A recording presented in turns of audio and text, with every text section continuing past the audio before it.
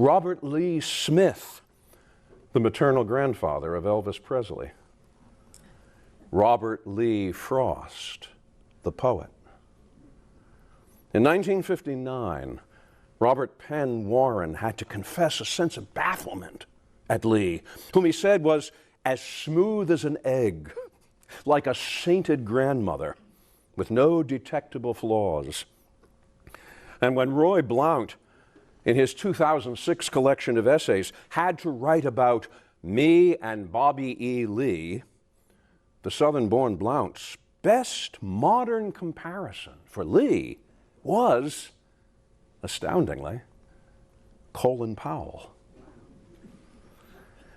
All the same, we have come lately to doubt much of the Lee story. We have begun to entertain suspicions about his military capacity. Suspicions first raised by J.F.C. Fuller, another British Major General and a quasi-fascist.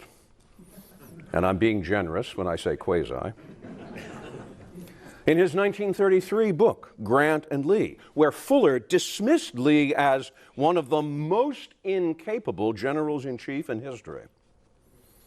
We have developed still more doubts about Lee's nobility of character, especially on the subject of race, after Michael Fellman announced that Lee never questioned his belief in the inferiority of blacks as a race and consciously surrendered himself to the larger Southern white project of Jim Crow. And we are no longer even so sure about the smoothness of the Lee Eggs character, after Elizabeth Brown Pryor asserted that the same Lee who claimed that he had never known one moment of bitterness or resentment after the Civil War was, in private, the author of letters that throb with controlled rage as they sought to justify the preeminence of states' rights and expressed an overt dislike, even fear, of majority politics and strong federal government. In fact, after Thomas Connolly's slashing denunciation of Lee in The Marble Man, Robert E. Lee and His Image in American Society in 1977, where Connolly struck at Lee at every one of these points, as soldier, as citizen, as moral example, we are not sure if we can speak of Robert E. Lee at all. And the rash of Lee statue topplings and removals since 2017 is a sign of how little privilege remains attached to the name of Robert E. Lee. How then shall we speak of Robert E. Lee?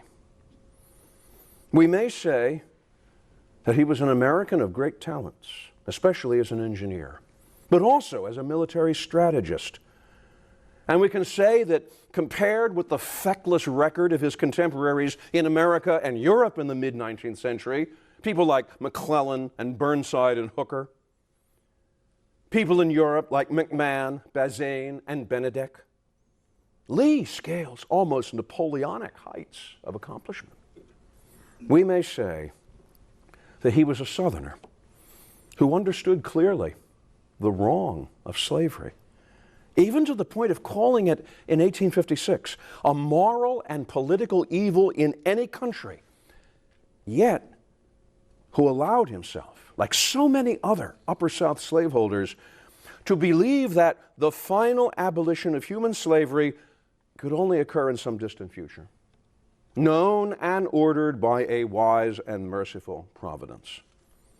Which is to say, like the so-called good Germans described by W.G. Zapoldt, Lee's feelings of shame and defiance impelled him to look at the evil of slavery and then to look away. And we may say that he was a man who made the wrong decision at the most important moment of his life and did not know how to unmake it, either then or afterward. Perhaps, in the end, Lee was right. His great mistake in life had been that military education. Thank you. Thank you very much.